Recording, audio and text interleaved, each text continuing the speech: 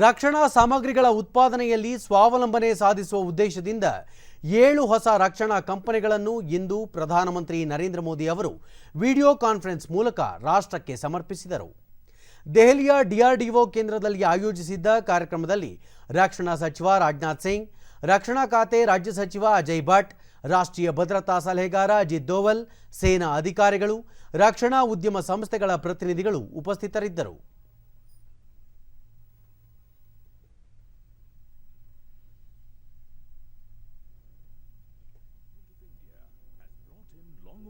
Reforms in defense production by Advanced Weapons and Equipment India Limited. All India, headquartered at Kanpur, will be a dominant supplier of critical Indian armed forces and will serve as an important cog to war readiness. All India's 8 रक्षा क्षेत्र में ನಂತರ ಪ್ರಧಾನಿ ನರೇಂದ್ರ ಮೋದಿ ದೇಶದ 41 ಶಸ್ತ್ರಾಸ್ತ್ರ ಕಾರ್ಖಾನೆಗಳಿಗೆ 7 ಕಂಪನಿಗಳ ಸ್ಥಾಪನೆಯಿಂದ ಹೊಸ ರೂಪ ದೊರೆಯಲಿದೆ. ಕಳೆದ 15-20 ವರ್ಷಗಳಿಂದ ಈ ನಿರ್ಧಾರ ನನಗುದಿಗೆ ಬಿದ್ದಿತ್ತು. ಈ ಕಂಪನಿಗಳು ಸೇನೆಯ ಶಸ್ತ್ರಾಸ್ತ್ರ ಮತ್ತು ಸಾಮಗ್ರಿಗಳ ಸಂಗ್ರಹಕ್ಕೆ ಆಧಾರವಾಗಲಿವೆ.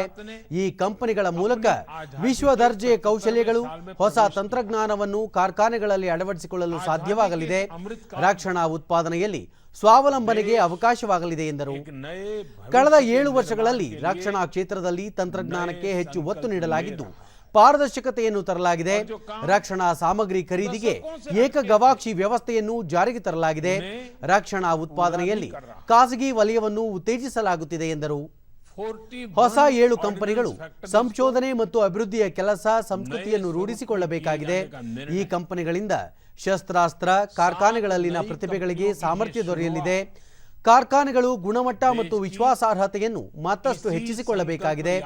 ಮತ್ತಷ್ಟು ಆವಿಷ್ಕಾರ ಕೈಗೊಳ್ಳಲು ನವೋದ್ಯಮಗಳಿಗೆ ಹೊಸ ಕಂಪನಿಗಳಿಂದ ನೆರವು ದೊರೆಯಲಿದೆ ಎಂದರು. मुझे पूरा भरोसा है कि ये सभी 7 कंपनियां आने वाले समय में भारत की सैन्य ताकत का एक बहुत बड़ा आधार बनेगी. साथियों, हमारी ऑर्डिनेंस फैक्ट्रीज कभी दुनिया की शक्तिशाली संस्थाओं में गिनी जाती थी. इन फैक्ट्रीज के पास 100-150 साल से भी ज्यादा का अनुभव है. विश्व युद्ध के समय भारत की ऑर्डिनेंस फैक्ट्रीज का दमखम दुनिया ने देखा है. हमारे पास बेहतर संसाधन होते थे, वर्ल्ड क्लास स्किल होता था.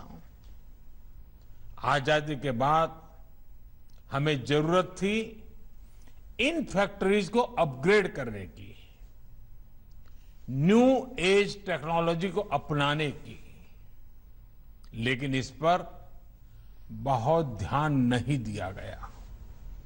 समय के साथ भारत अपनी सामरिक जरूरतों के लिए विदेशों पर निर्भर होता गया.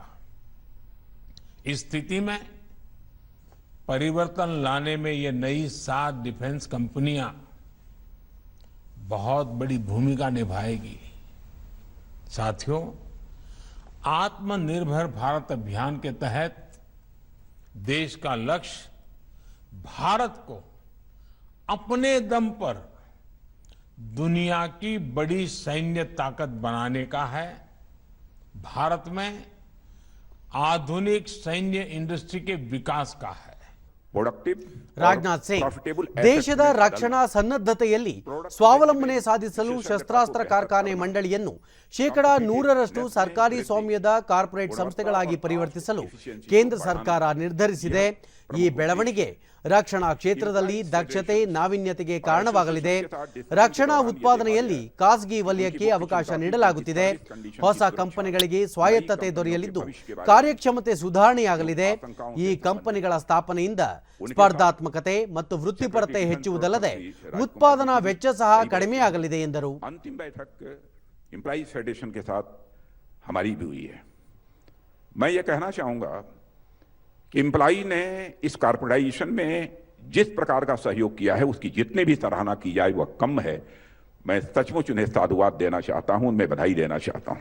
यह निर्णय लिया गया है कि उत्पादन इकाइयों से संबंधित ऑर्डिनेंस फैक्ट्री बोर्ड के सभी employees group A, B and C को केंद्र सरकार के कर्मचारियों के रूप में 2 साल की अवधि के लिए डीम्ड डिप्यूटेशन पर और कॉर्पोरेट एंटिटीज में स्थानांतरित किया जाएगा।